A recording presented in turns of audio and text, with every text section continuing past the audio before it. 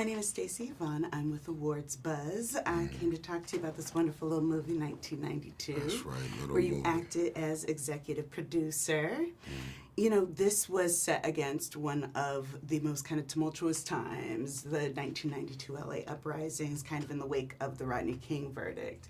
I wanted to ask you kind of about the decision to set it against that backdrop, which kind of set a precedent of police brutality in this country, and especially the idea of this kind of gang of thieves taking advantage of the violence and the tension around that time in order to kind of make themselves rich. What were kind of the conversations around that?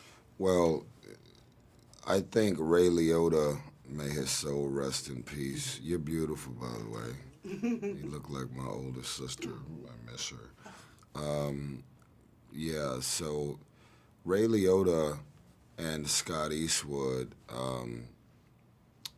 they were the smart ones who understood that if everybody's rioting, looting, and breaking in stuff, you're probably going to call 911 and be waiting for like 4 hours for them to pick up because the calls are flooding in. It's violence and craziness happening everywhere.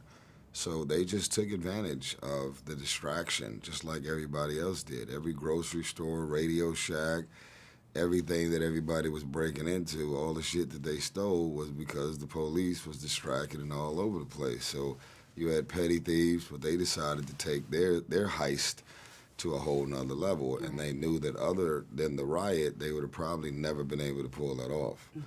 So yeah, it's really interesting. I just have some bad news.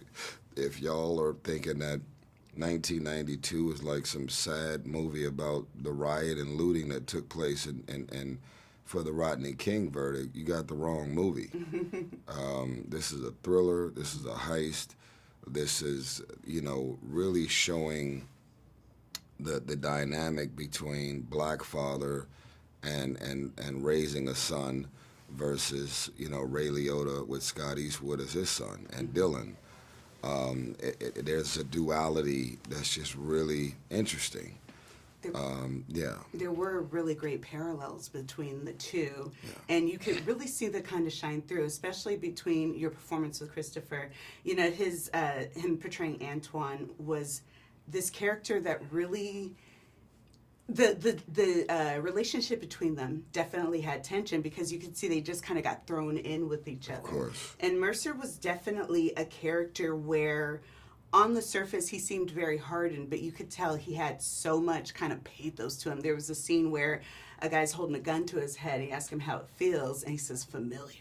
And I was like, ooh. I was like, that's a line. And I loved that scene. But then we kind of see the juxtaposition of that later when he's dealing with these two white cops, and we see all this agency kind of be taken away from him. Yeah. And he has to deal with that in front of his son. Right. Tell me about kind of building that relationship with Christopher between Antoine and Mercer, where, you're trying to be a dad even though you don't even know what that means. Right. Yeah, that's one of the biggest challenges in general is like, how do I naturally know how to be something I was never raised by? Right. I wasn't raised by a husband in a household to see husband and wife in my house every day. So when you grow up to get married, you're technically winging it Right. and doing the best you can. And if you have a hole in your heart the way I did from being a fatherless child, then you go above and beyond to be more present and to do whatever you could, not just materialistically, but do whatever you can to have a presence in your kids' lives. And that's my story. And that's a lot of people's story, like I will never raise mine the way I was raised. This is where the cycle stops now.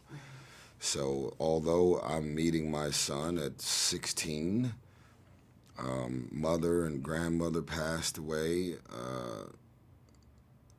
it's very important that I instill my alpha and assert my leadership and also make them feel safe and protected, and to be clear that I'm not your friend, I'm your father. Right. The time has not been spent, but I am your father, and this is where we're going. Shut up, and we're going this way. Right. And, you know, I think sometimes parents could find themselves struggling with their relationship with kids because if their kids don't agree, then you're arguing back and forth with a kid. And kids are disrespectful these days. So, but I wanted to tell you some great news that on the same day, August 30th, that 1992 come out, I'm also dropping Beautiful Pain. Beautiful Pain. I heard, yes. Labor Day weekend. Labor Day weekend, and executive produced by a legend and David Foster. David Foster, yeah. We got Brandon Bam Hodge, who is a genius who rocked the whole album with David, and it's a total of 20 songs. Live album. Live instrumentation, and it's all of the vulnerabilities in and around everything. Love, happiness, challenges, magic, determination to love, giving love a try again after being completely broken.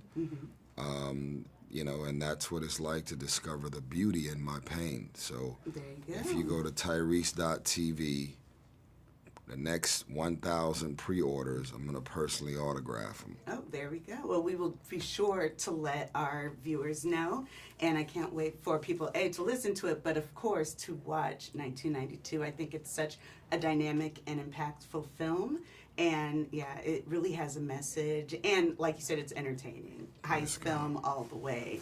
People are going to love it. Thank you so much for taking time to talk with us.